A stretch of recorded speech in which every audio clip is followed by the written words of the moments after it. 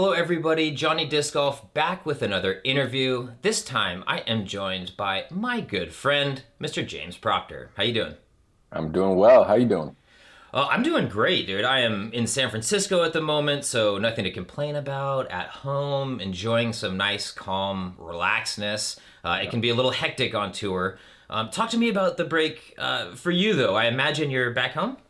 Yeah, back home for almost 2 weeks. Ooh. Flew out of Boston Monday right after MVP. Couldn't wait to get home. Yeah. And got a couple house projects lined up. Probably play a little bit of disc golf, but really just try to enjoy the next couple days before I fly out to USDGC. House projects, do tell. I just moved into a new house myself, so I'm like kind of in that vibe. What's on the docket?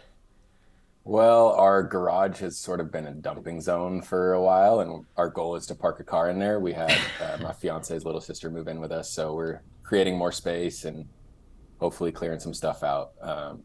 But yeah, nothing too major. I'm not that much of a handyman, but I can kind of make do with what I got. So Yeah. we'll see. We're almost there.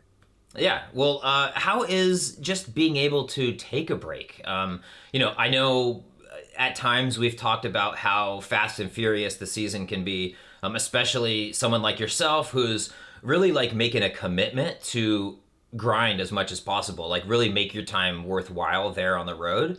Talk to me about like just being able to maybe breathe and not be locked into frisbees for like 2 straight weeks. I'll tell you what, the second week of this is going to be really nice because I've had a couple 1 week breaks, not even a whole week, like 4 or 5 day Mm-hmm. breaks, and they go by so fast. And I'm just doing stuff every day. It doesn't feel like a break at all. So, um, I this morning is like the first morning I got to go for a little run and kind of drink my coffee and relax and not have anything on the schedule. And I'm trying to appreciate it for sure because you're right. The tour is a grind. It had been 6 or 7 weeks since I've been home before this. So, um, yeah, it takes a couple of days to get used to being home. And then usually you got one more day and then you leave again. So, having this extra week at home before US is going to be awesome. Dude, I totally hear you. First, thank you so much for taking the time on a day that's supposed to be relaxing to chat. Just want to throw that out there. Second, though, I totally empathize with you. Like, you go home for a week, you kind of have your suitcase. The first 2 days, you're pulling stuff out of the suitcase. You end up doing laundry, and then there's like a day left. You just put everything right back in the suitcase and go. So Yeah. I can completely empathize, and I'm really stoked for you that second week. Um, Yeah. I mentioned it's been Fast and Furious this whole year. You agreed. I want to talk about your perspective, not only on the last 6 or 7 weeks, but kind of this is your first year on tour, doing it, experiencing it, new city every week for like 9 straight months. Mhm. How has the experience been, like holistically? I mean, thinking about this year as a whole, obviously it's been more than I could have asked for as far as, my play and um, some of the opportunities that my play has presented, but also just, the amazing support from my sponsors. I'm working with the three smaller companies this year. They've been incredible, getting to go to Europe twice. Being able to spend every waking second with Eric Oakley has been amazing. But yeah, I mean, thinking back to, Vegas, Waco, like beginning of the season, didn't know what to expect. It seems like it was so long ago. It seems like, I've grown as a player and a person since then. And, um, I've always kind of felt like a veteran in the disc golf world, but not necessarily the tour world. And so I'm definitely feeling the effects later in the season, having played so much disc golf. I feel like it's my rookie season, and I feel like there's some adjustments and learning and things I might do differently next year. Yeah, it's funny. Like, you say you're a veteran, or you say you feel like a veteran, but a rookie on tour, and it kind of feels that way, right? Like, obviously, you've played enough events to not technically qualify for like rookie of the year or any of those like like whatever legitimate rookie or maybe not so legitimate rookie titles. Talk about some of your highlights and lowlights maybe on the season. Like, what's a moment or two that stands out? Like, wow, this is more than I could have asked for, and maybe like a moment on tour that was like, ugh, I think I this is more than I could ask for on the other side. Yeah, I mean, the main first highlight would be the second Europe trip, the main Europe swing. You know, battling Paul and Calvin and Sula, almost taking that down, but being in contention. Um, and just being in Norway, being in Finland and Sweden, you know, it's the disc golf is just kind of a different sport over there. But honestly, for me, the beginning of the season, you know, making Jomez for round two in Vegas. Obviously, we know how that went, but I battled back and then top 10 in the Texas swing, those three tournaments in a row. Um, Kind of, I feel like I needed that, and that set the tone for the rest of the season. That gave me the confidence that I needed.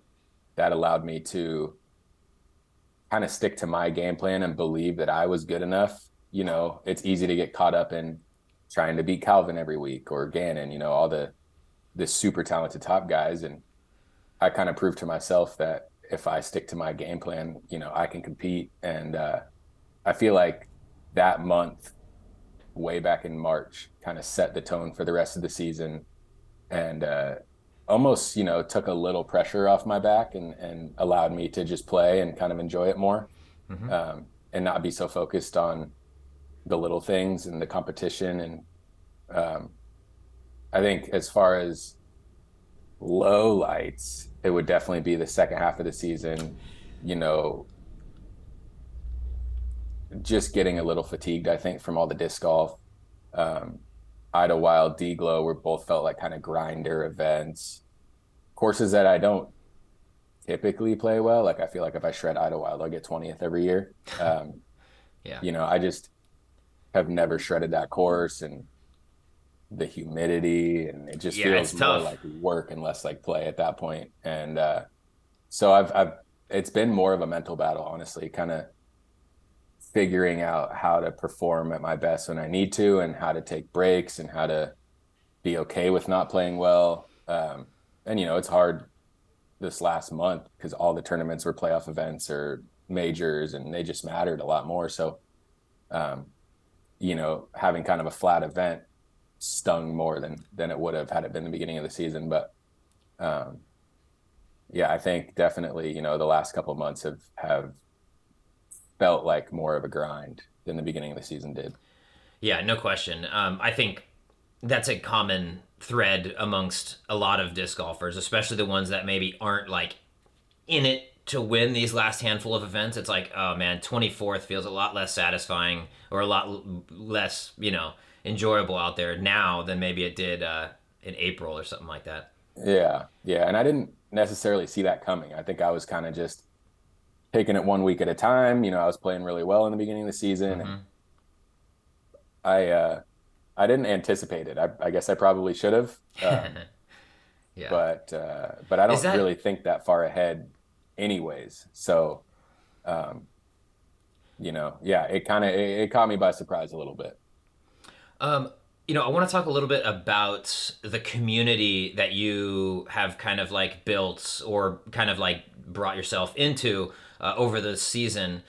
You know, Eric Oakley, Raven, Chandler, Thomas Gilbert at times, Ella, Hall, like that whole squad that you know, spend a lot of time with or go to baseball games with or anything like that.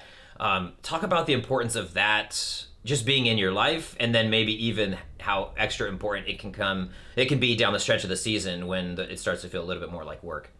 Yeah, I think it just helps to have that balance. You know, I'm usually a pretty social person, and I like to hang out with people and joke around and laugh and make other people laugh. And I kind of bonded with those guys at the end of last year, traveling with Chandler, and it's been great. You know, Ella and I have our thing recently where we caddy for each other, and Mm-hmm. it I think it's been awesome. You know, just having something to one distract myself, but two have something other to do than just sit in the hotel room and think about my round all day and wait till 3 o'clock in the afternoon to go play. You know, I'm getting up early, I'm moving my body, I'm getting a look at the course, how certain holes are playing, even if they're playing a different tee pad or basket. You know, I'm still walking the fairways Mm-hmm. um, and then, you know, I just eat some food, play my round, and then by the end of the day, I'm pretty tired. So sleeping is not a problem. So, you know, it's been a good routine and you know, caddying for her has been fun. I'm getting to meet different FPO players and, you know, kind of joke around with them, keep it light, and then having her on the bag uh, has been awesome, Hmm. both kind of strategically and also just, have someone to kind of mess around with and um, keep it light a little bit. So, yeah, that's been great. Obviously, the baseball games, anything outside of disc golf, when time allows, is is good. It's tough. I didn't realize that, depending on how long the travel day is, you travel Monday, you practice Tuesday, Wednesday. Sometimes the tournament starts Thursday, so there's like not a lot of free time. And everyone hits you up like, "Hey, come play this course an hour away," and it's like, Yeah.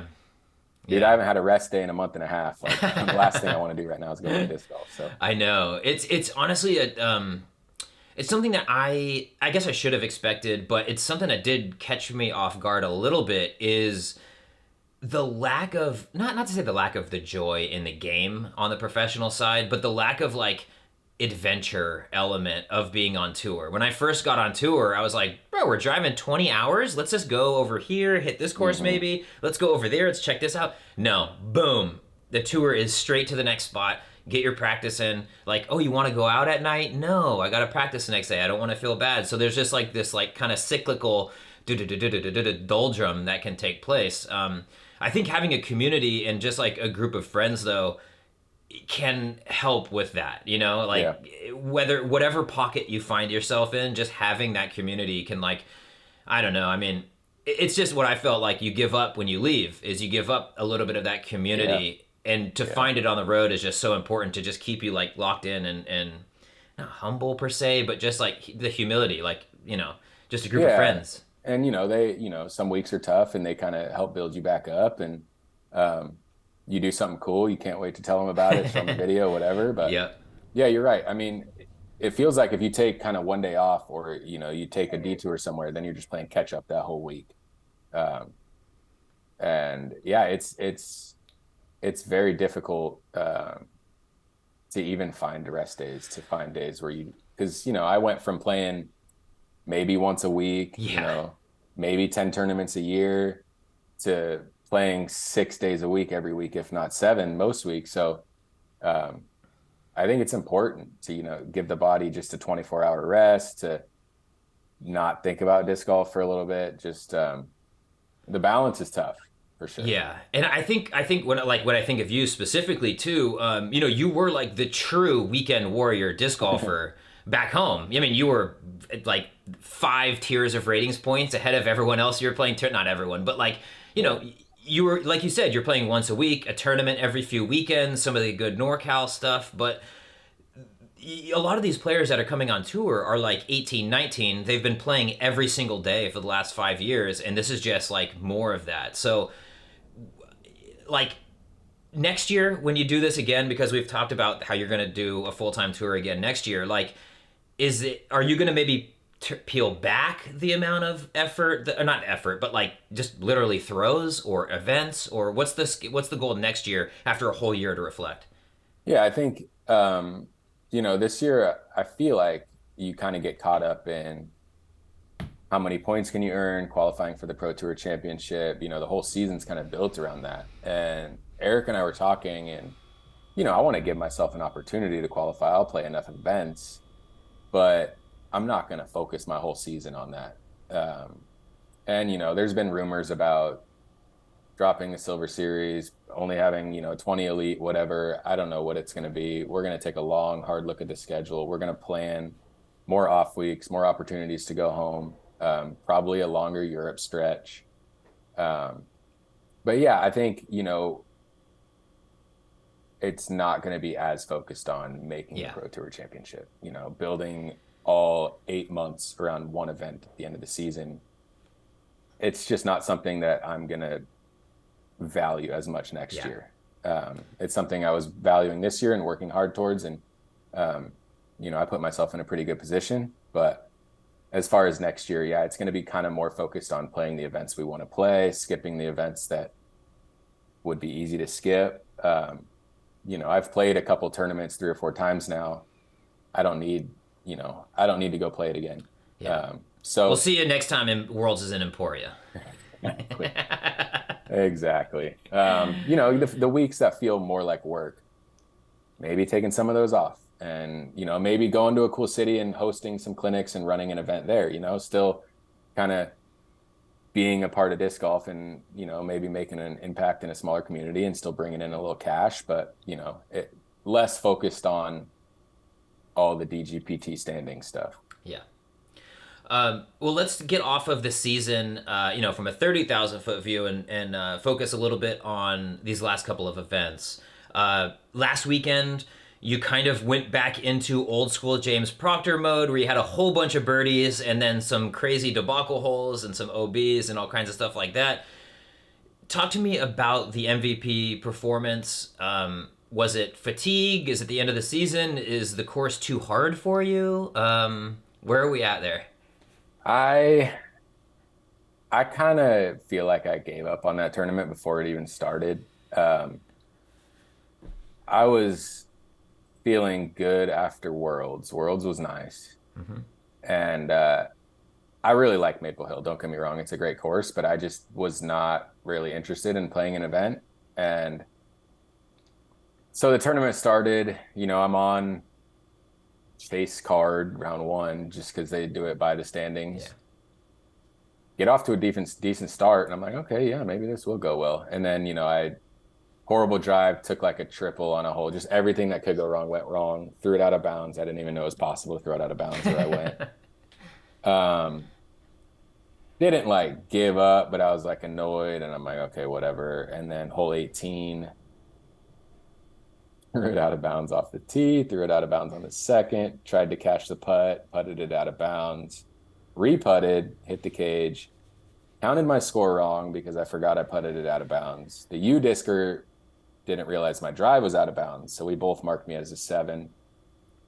And then I was talking to Eric on my way home, rolling him through it, and I'm like, wait a minute, I went out of bounds 3 times. I think that was an 8. So I call Steve Dodge. I'm like, hey, score's wrong. So I was even going into 18, not horrible, not great. Took what I thought was a triple, ended up being a quad, plus the 2-stroke penalty. I end the round at 6 over.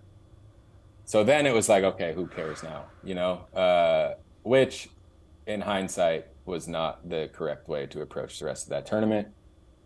Shot 3 down the next round, kind of not really caring, just throwing whatever routes and shots I wanted to, running putts, and had a little bit of fun and climbed back, a little bit, not a significant amount. And then the windy day, I shot 3 over, which wasn't like bad.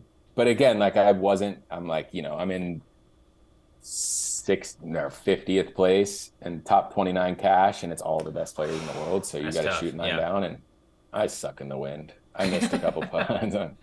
Wind golf is like, I don't know. Hey, you're born in NorCal, man. It's like, this is not our specialty out here. I just have no confidence in the wind. You watch a shot, you get a windweed, you throw the exact same shot, and your stuff does something different. And you're like, okay, we're just out here guessing what's going to happen, hoping you don't get a wind gust when your disc is in midair. Yeah. So then the last round, didn't really care again. James, we have reached the end of James Proctor's season, everyone. I think that's the one thing that we're knowing here. I was so focused mentally on not to just to not be an asshole, Yeah. And to not, be pouting and whining and whatever. And so because I spent so much mental energy on that and I kept a positive attitude all of those rounds, I was happy with that, but also I shouldn't have given up after round 1. And I don't know what I was doing on 8. That course, I feel like I need to practice it 8 times. I don't know what my game plan was. There was a couple holes where I switched my shot in like every round. Okay. Through a different disc on the same hole every round. But I shouldn't have given up after the first round. No, but I mean, I firmly stand by my statement that Maple Hill is the least fun, unbelievably awesome course I've ever played, because it's majestic, it's incredible, just the experience of being there. You feel lucky to just be walking on the property, but every single hole, you're there's big number potential, you're puckered up, there's no free and easy flights. A couple of them when you're on top of the hills and you could just bomb, that's whatever. But then like there's Christmas trees you throw in. Like no shot is comfortable sitting there, okay, this is easy. Every one is dynamic. You lose half your bag throughout the tournament. Like it is a mental grind. I think more than many other courses between wind and technicality and water. It's just like, ugh. It's a amazing place to play a practice round or a casual round. It's incredibly frustrating to play a tournament there because most of the woods holes, you would rather shank your drive and probably get through than miss your line by an inch or miss your angle by an inch and just drift slightly 200 feet down the fairway into a tree and then kiss off into oblivion. Like you throw a pretty good shot that you're not mad about and you kick into nowhere and you watch two other guys on your card miss their line by 8 feet and they're putting for birdie and you're just like, why do I even bother? I mean, it happens every time. And you know, the one time that you shank it and you get a birdie, yeah, it's great, but it's just such a frustrating place to compete at, especially when you're not playing well. That's the kicker, right? Yeah. And a lot of those holes, there's like decent airspace off the box, but then it's just 60 feet short of the basket. You just kiss a late tree and you're like, well, that sucks. So I don't know. Yeah, it's amazing place. I feel lucky to be there. Really frustrating place. Well, and it's funny too, and like not to pile on to MVP on this one, but it's one of my favorite tournaments. But like a lot of the charm of MVP or of Maple Hill specifically has slowly started to erode as a lot of the infrastructure has been taken up by like Pro Tour staff. So the SAP house is no longer a game house anymore for everybody to go hang out. The ping pong room no longer there for ping pong. It's a studio now. Like there used to be everybody camping on site, playing ping pong, glow, this whole scene. And as the tour has developed, it's kind of not that same energy anymore. So like even if you had a bad round, you could come back and play ping pong with like Albert Tam and Linus and just have a great time. But that doesn't quite exist there anymore. So it is sad to see, but you know, it is what it is. It's a playoff. It's meant now to be the most prestigious non-major, right? It's interesting too because, you know, I think there was just some stats for you. It was like there's 72 players qualified. 62 had already qualified for USDGC. Yeah, that was insane. It was actually so there was insane. only like and then, you know, I'm in 50th place playing with Adam Hammis, who's won the event before, James Conrad, who's won the event before, Corey Ellis, who won a major earlier this year. You know, we got 4 1040 rated players in 50th place at a playoff event. Of course, you know, we were making side bets. Adam and I were throwing while like this were still in the air. Like we're doing stuff to try to keep having fun. But also, you know, we're not taking the best breaks. We're not throwing the best shots. So it's a mental battle for sure. Yeah. Well, let's move on to another mental battle in a completely different arena, USDGC. I did a little bit. Well, I have, you know, side note, I'm working on a project involving you earlier this season, and I've been doing a little bit of YouTube research. I came across 2015 USDGC. What card did I find? Round 2, Paul Macbeth, Ricky Wysocki, Ken Climo, and a young James Proctor. Yep. So what you have a long history at this tournament. Talk about that experience as such a young kid playing with that star-studded lineup, and, you know, talk about your expectations going into this year. Yeah, that was my first year. I played round 1 with Shoestrick. And honestly, like I didn't feel like I remember, I don't remember a whole lot about it. I played clean, but I had a couple dumb bogeys and I shot 5 down, which I didn't know if that was good or bad. I don't remember what the conditions were. But yeah, then I end up on chase card with those guys. I'm like, oh God. I think I doinked the putt off the band like from 8 feet on hole 1. But honestly, you know, I had played with not those specific guys, but I had played with like Rick, Paul, Feldberg, like Shoestrick before, Doss. So it wasn't like as nerve-wracking, I don't think, as it could have been. I think I played decent. I think I shot like even that round with a blow up on some hole. I beat Climo. That's kind of cool. How many people can say they beat Climo, especially nowadays? Yeah, well, hey, he took like a 13 on the one hole, if you remember. We don't That need to was. talk about that. But yeah, I remember that year because then like the next two rounds were like awfully, the Yeah. weather was awful, and I shot five down, even. And I was like, hey, I just left USDGC and I've never shot over par on that course. So that was kind of cool. Next year I shot like over par my first round. But I've only played the event three times. I think I played 15, maybe the year after, and then like last year. Because I never, it was always like in the middle of I couldn't take the time off to go play. No, I Yeah. think I played it once. I don't remember. But it's a course I feel comfortable on. It's a course I feel like I know how to attack. I feel like I know I have a good game plan already. You kind of, it's one of those courses where I think it's good to be aggressive off the tee to put yourself in a good position, and then you have to reassess on your second. I think second shots is where a lot of Yeah. people end their tournament. Um, so, going into it this year, I'm going to be doing some field work next week, try to get my angles down, get my disc dialed, couple replacements because I lost some at Maple Hill. Love that. But yeah, I feel confident about it. I feel like I'll be ready for it. It's, there's certain courses like Deglow and Maple where I feel like certain holes, certain shots I don't have figured out. I have no idea what I want to do. I'm taking a different approach every time. USDGC is not one of those courses. I feel like I know what I want to do out there. I don't remember what I got last year. I think I played decent. I think it might have been my best finish actually last year. I don't know what I took though, but I think I had like top 10 and then I like finished horrible. Yeah. So I dropped to maybe 15th or something, but I am feeling optimistic. We'll put it to you that way. Yeah. Well, I feel like the trick is with the USDGC and Winthrop as a whole is basically everyone in the field can birdie every hole. It's not about like, some courses, there's just only certain people who can birdie certain holes. Um, it's really about who can stay locked in and focused for 72 straight holes, right? Because every single hole has that pucker factor. Your angle's off by one and it's a two-stroke penalty, four-stroke Yeah. penalty sometimes. Yeah. For me, I think it's about being okay with singles bogeys, but keeping it there. My goal is like nothing double or worse. Mm-hmm. You can lay up and take a bogey. You can be aggressive and take a bogey.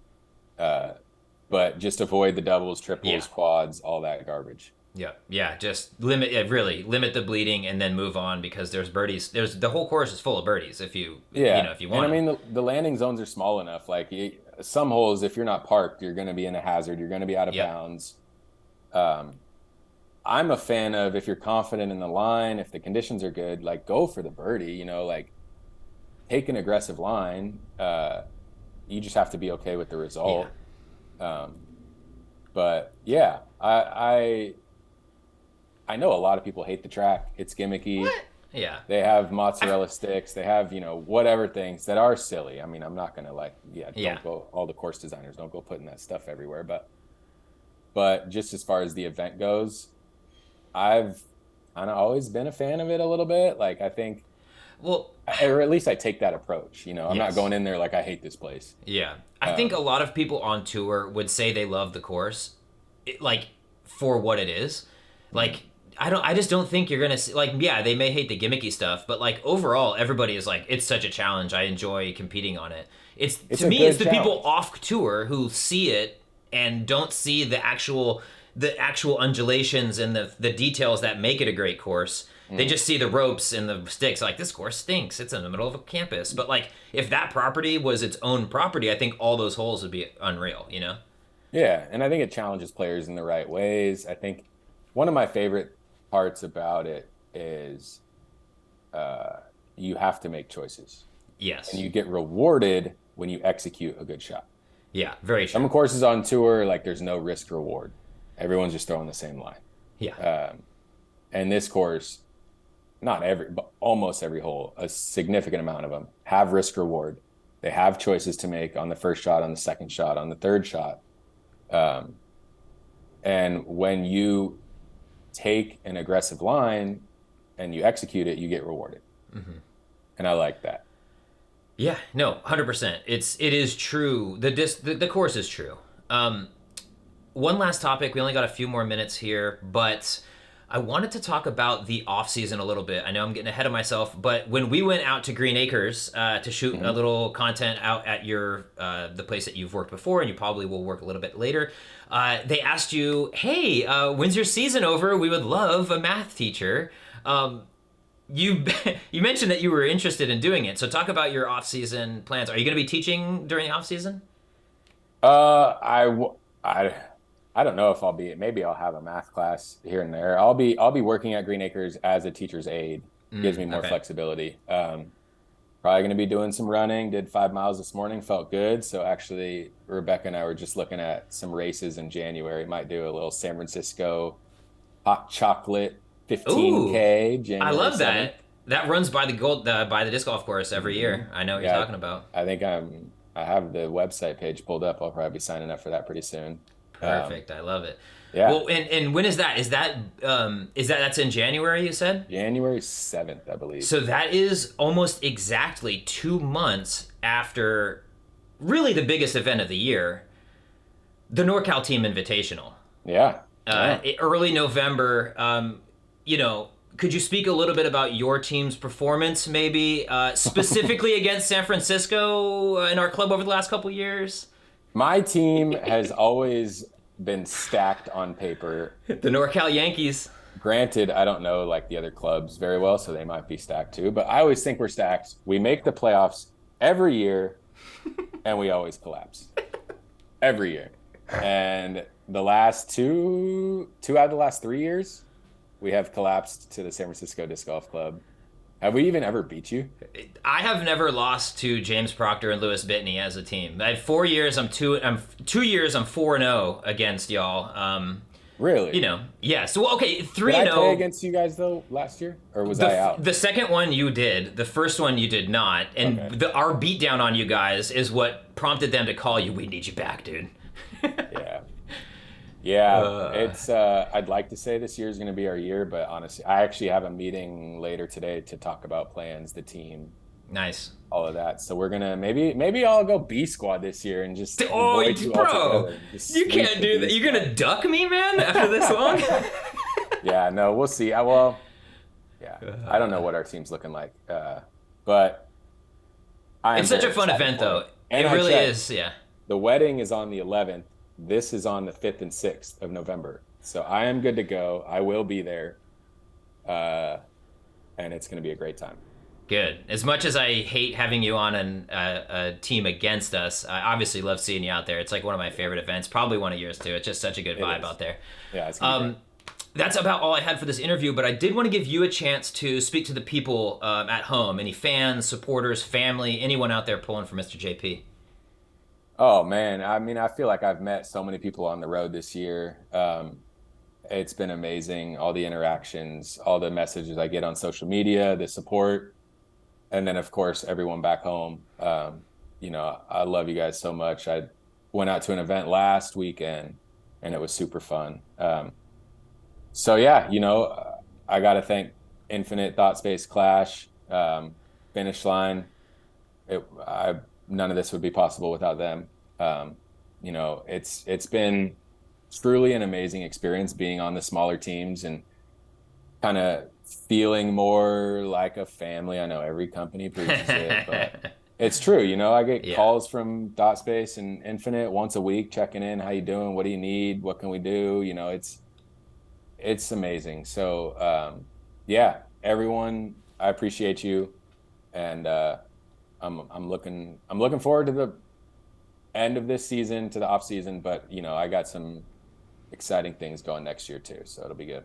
No, I love it, man, and I appreciate you taking the time to chat with me on a day where you probably should be resting and relaxing. So, thank you so much, and that is it for this interview. But if you would like interviews with all of your favorite professional disc golfers, make sure you at home subscribe to my YouTube channel.